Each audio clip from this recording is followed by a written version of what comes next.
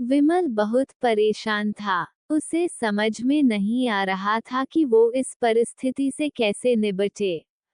वो अपनी माँ को बहुत चाहता था, किंतु उसकी पत्नी और बच्चे उसकी माँ से बहुत दूर भागते थे, क्योंकि उसकी माँ की एक आंख नहीं थी, साथ ही उसकी कमर भी 90 अंश पर झुकी थी।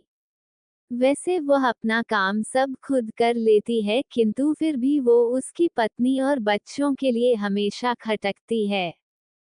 दादी, आप ऊपर के कमरे में जाओ, मेरे दोस्त आ रहे हैं, विमल के बेटे अखिल ने बड़े बेरुखी से कहा। पर बेटा, मैं तो यहाँ बहुत दूर बैठी हूँ, विमल की माँ ने बहुत प्यार से कहा।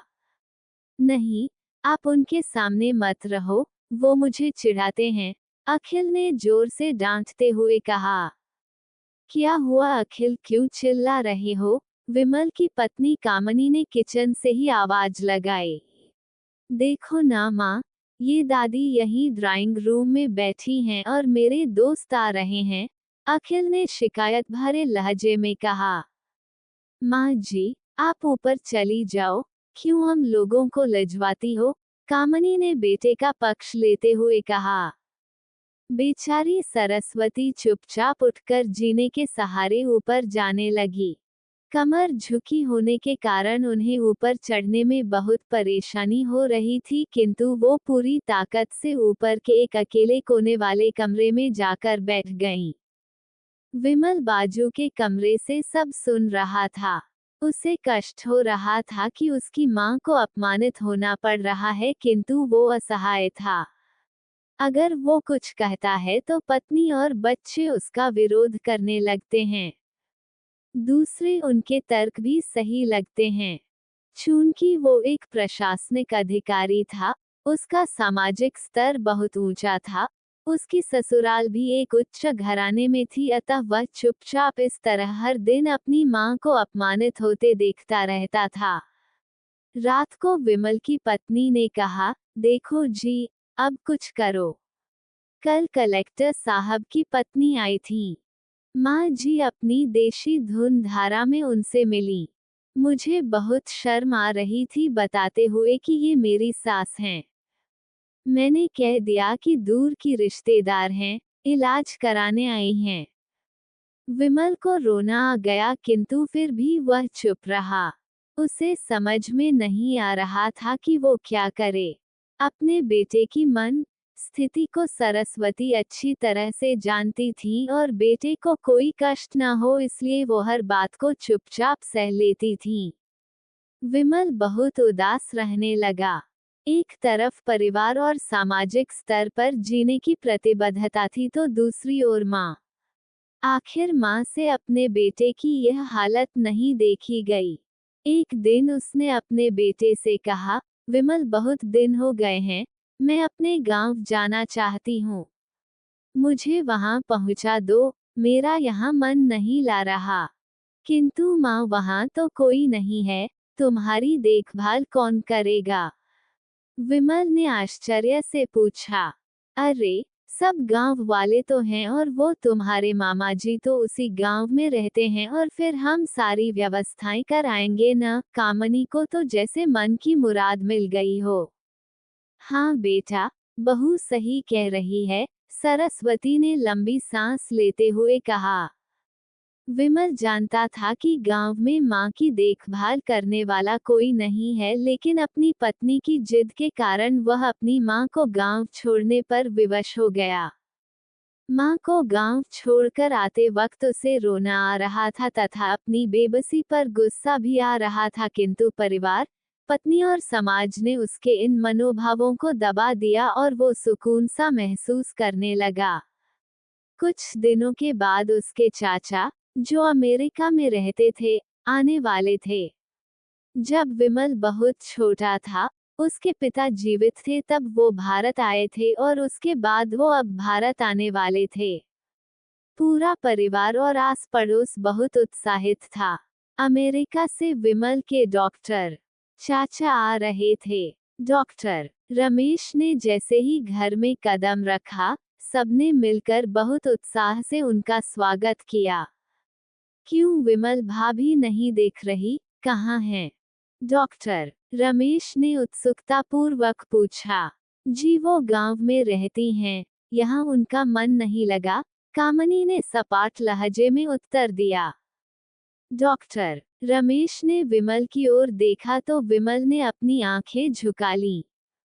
डॉक्टर रमेश सब समझ गए। बोले, कल हम भाभी से मिलने गांव चले गए सब लोग। दूसरे दिन सभी लोग गांव के घर में पहुंचे।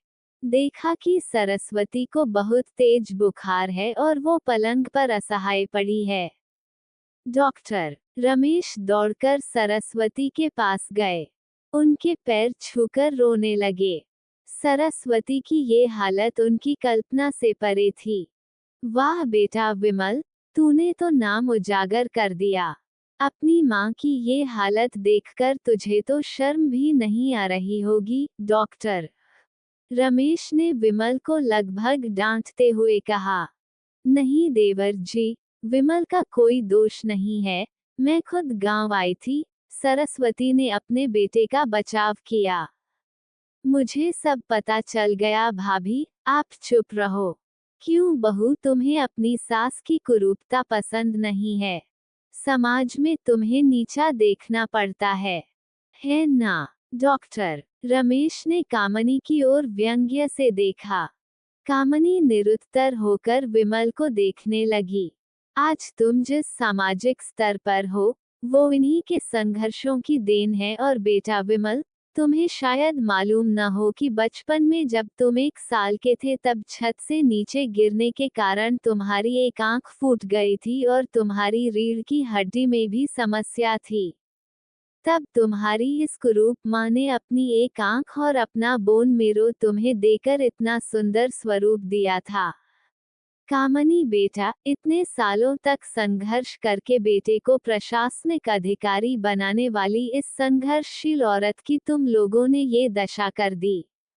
तुम्हें ईश्वर कभी माफ नहीं करेगा। डॉक्टर रमेश की आंखों से अश्रु जलधारा बह रही थी।